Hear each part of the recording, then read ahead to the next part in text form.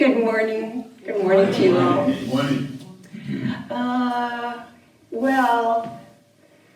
Barry and Delane hit it right on the head with their song. Well, our theme for May is Miraculous May.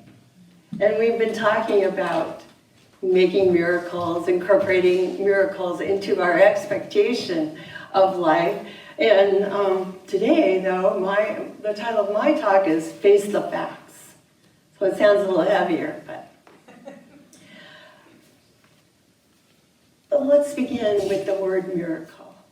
If you think of a miracle, what thought pops into your mind? Is it something appearing out of thin air? Poof.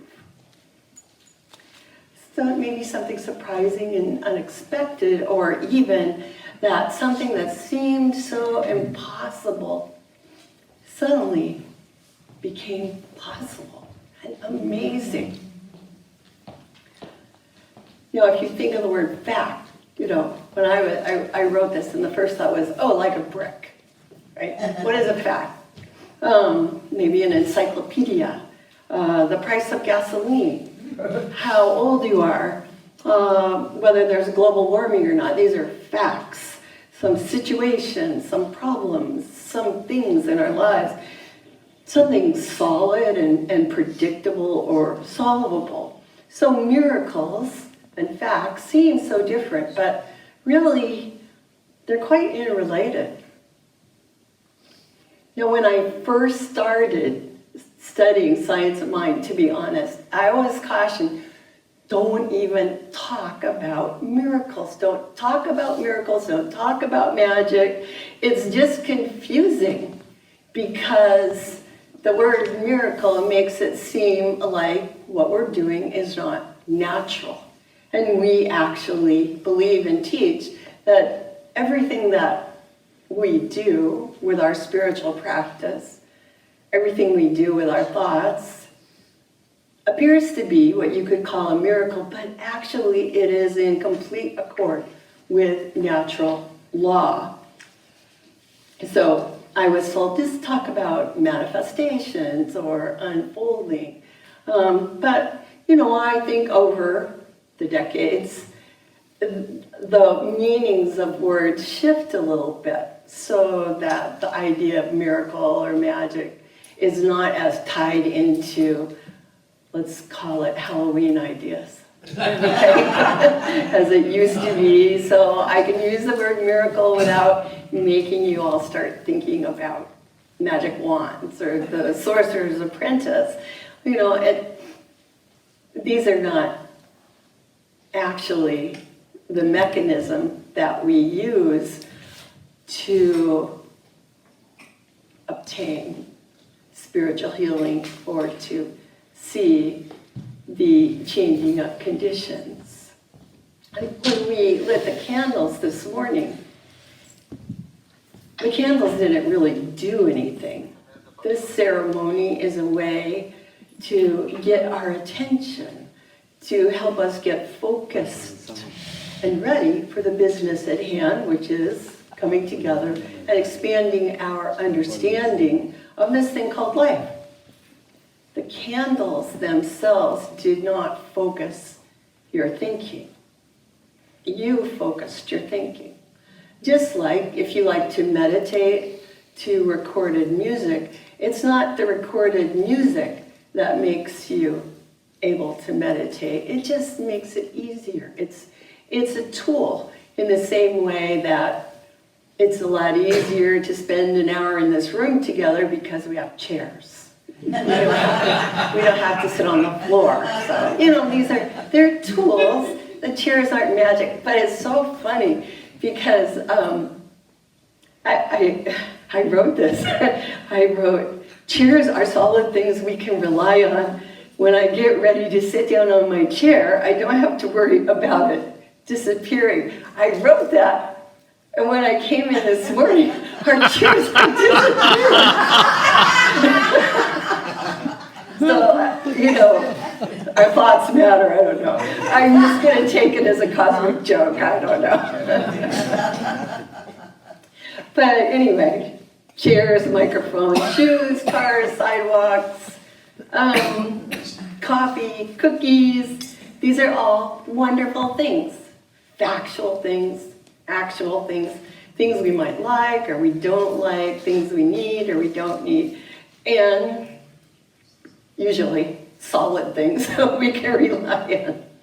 So when I'm talking about the need to face the facts, there are actually a lot of facts to be grateful for.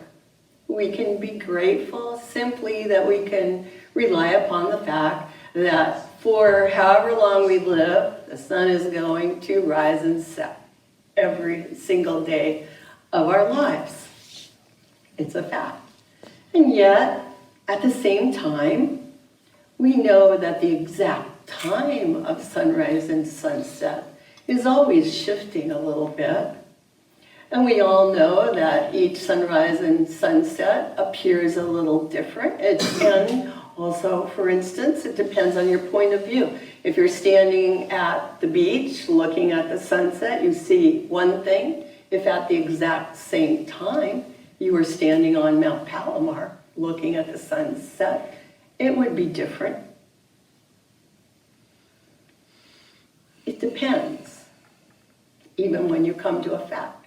It depends on your point of view. So you might have already heard, but I think it's appropriate, this Hindu parable about a group of blind people who discovered that a strange animal, an elephant, had been brought to their town, and they were very curious, so they decided to go inspect it. So they went down to check it out, and of course they had to inspect it by touch. So the first person whose hand landed on the trunk said, "Oh, an elephant is like a large, thick snake." The next one touched its ear that was going back and forth and said, "Oh, an elephant is like a fan." Another person touched its leg and said, "Wow, an elephant is really like a tree trunk."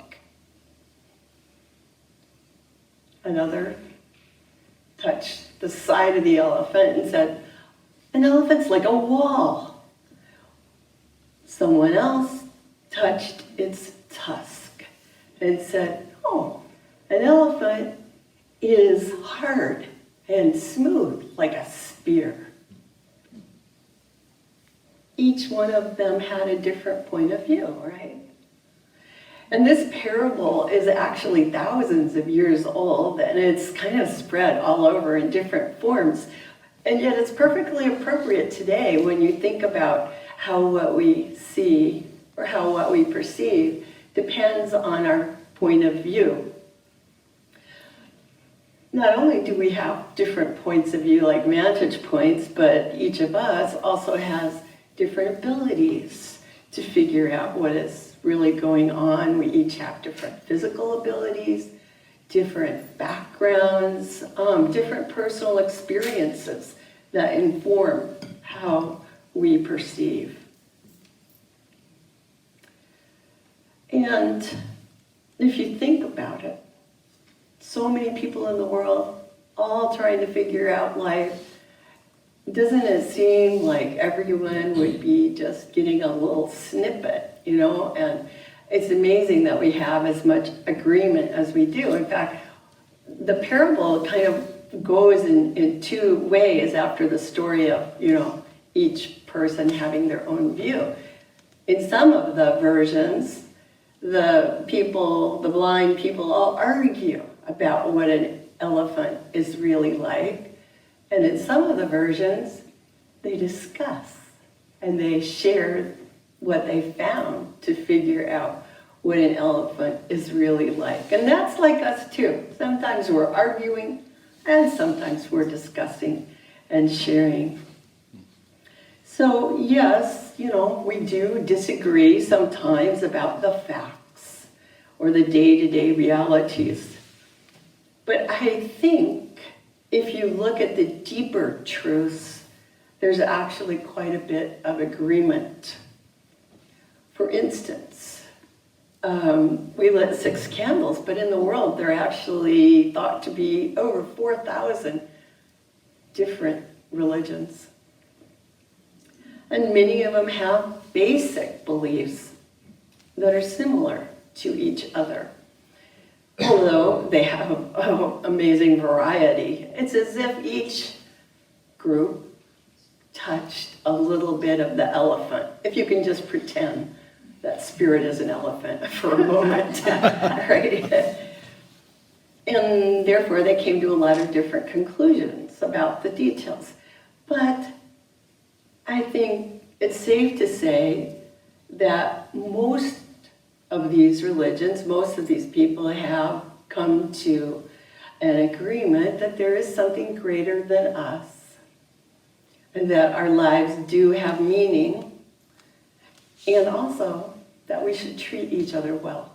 And these are kind of fundamental beliefs that we can think of as truths.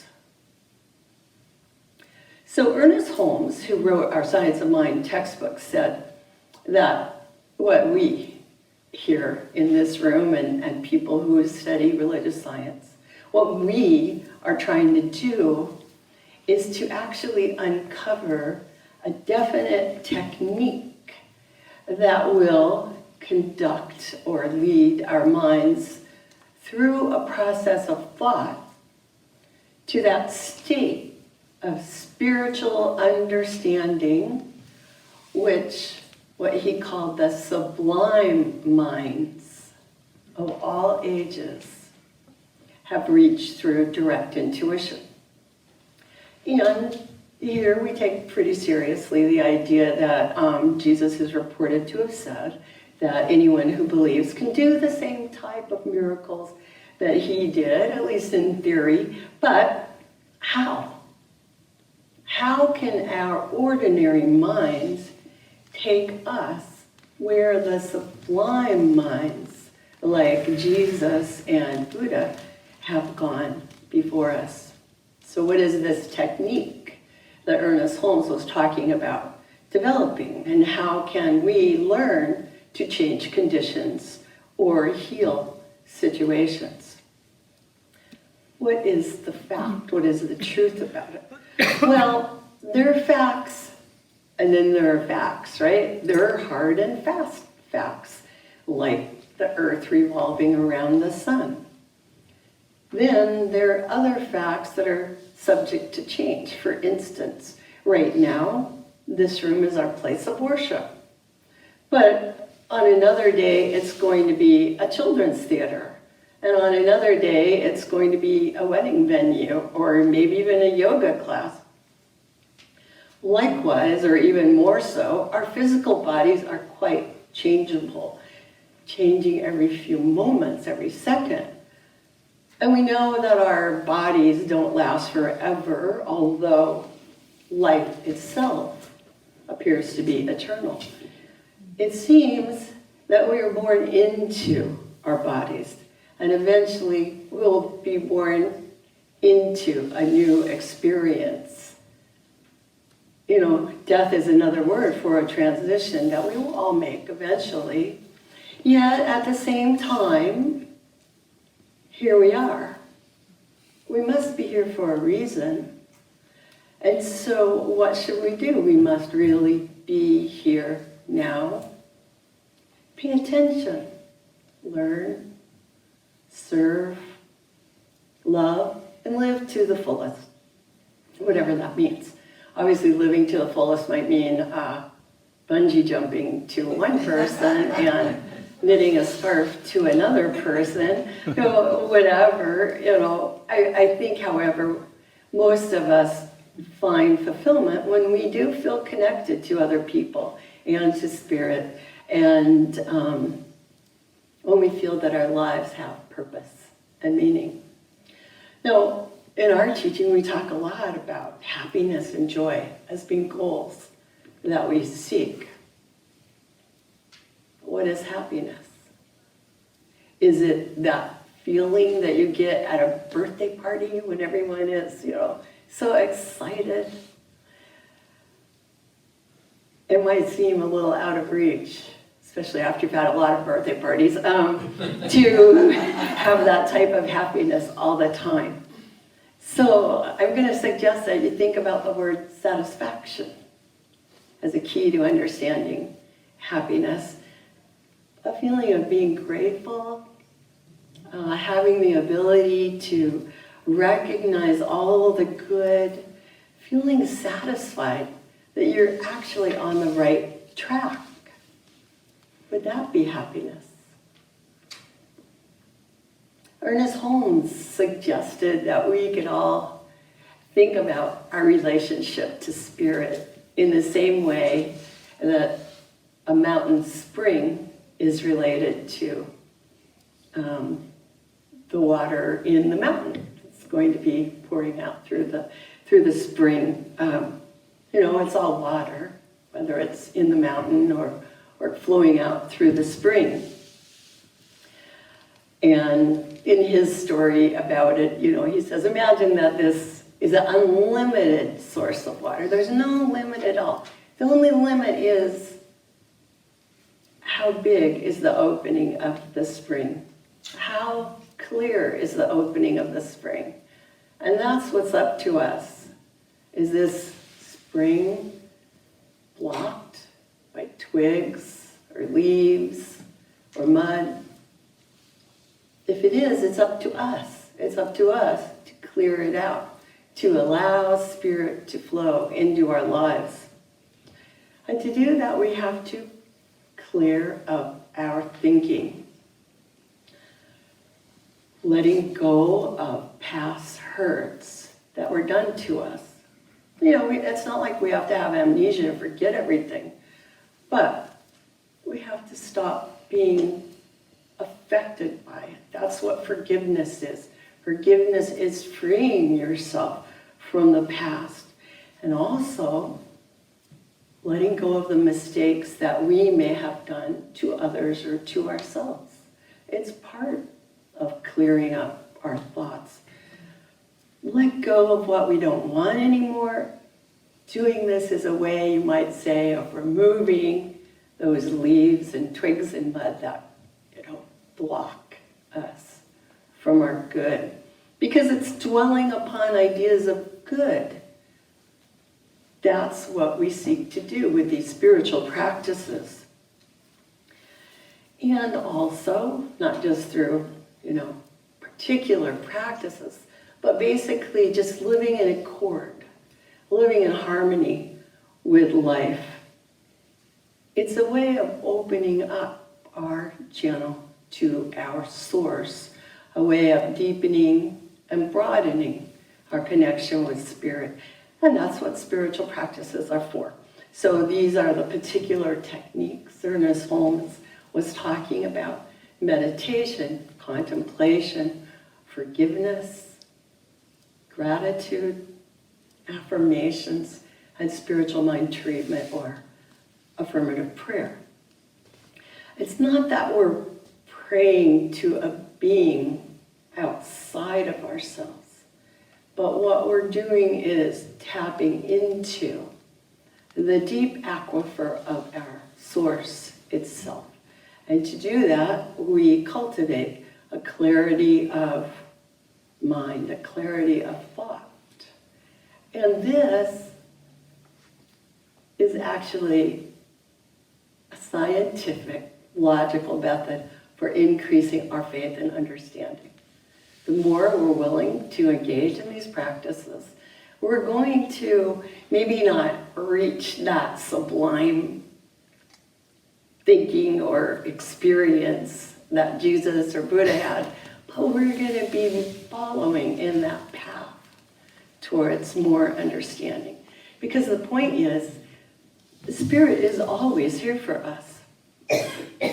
It's up to us to say, yes. Yes, I am ready and willing. Or, yes, I am willing to be willing. It's doing this, beginning to say yes to good. That's when we're going to notice more and more miraculous good coming our way. And all we have to do is get clear and say yes to changing our thinking. Yes to changing our point of view. Yes to seeing the big picture. It's like opening up your horizons.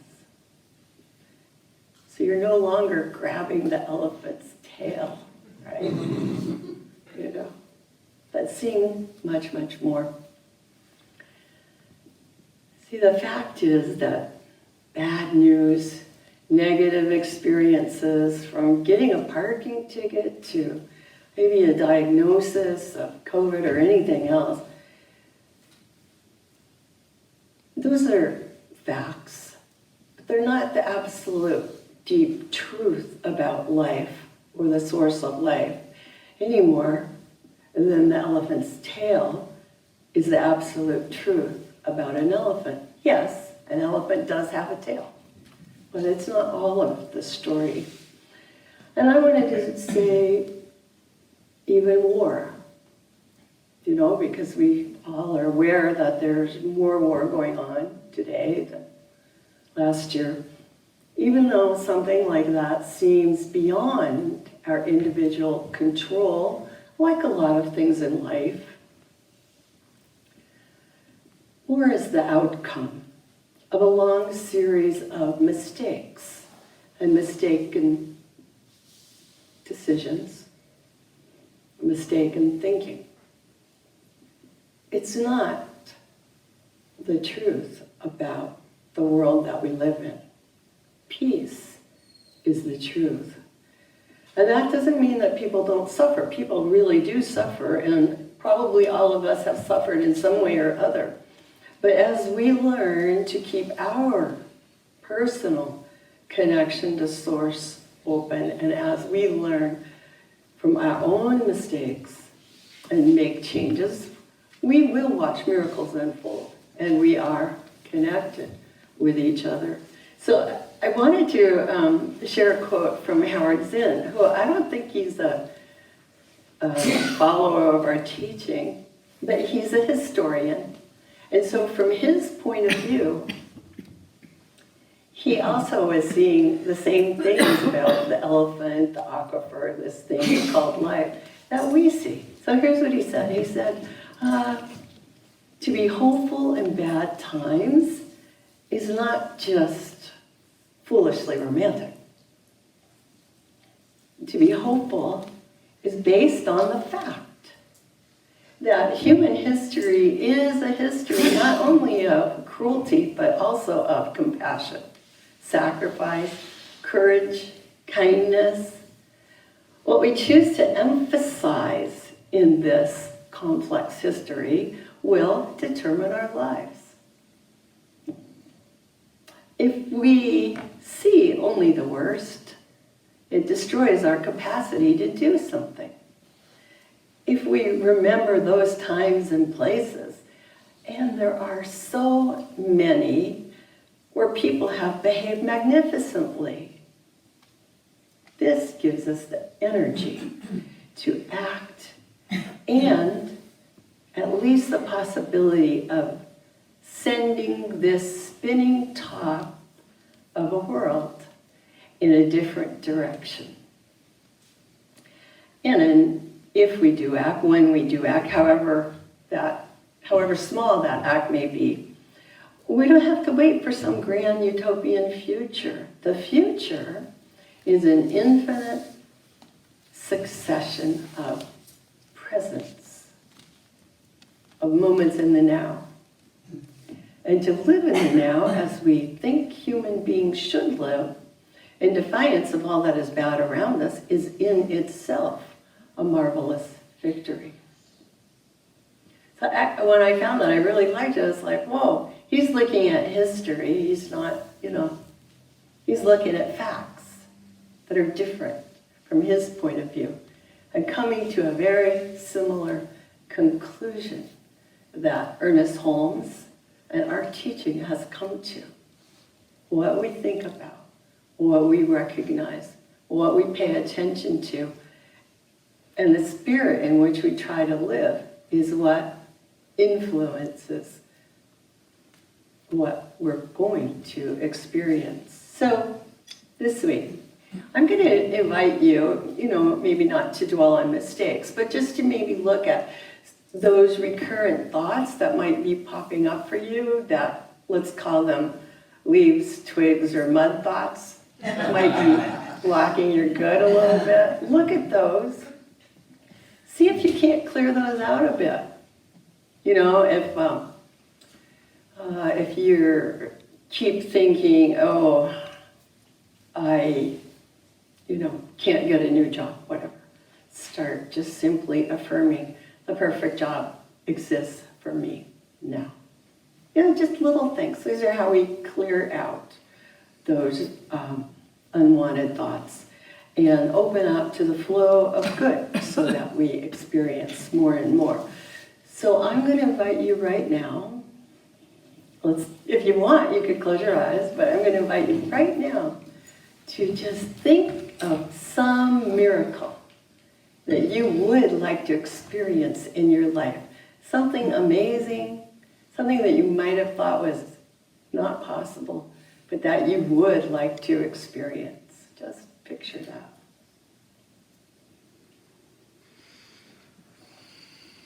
Got it? Okay. You can open your eyes. It can be a secret, whatever you were thinking of, that's fine. But work with that.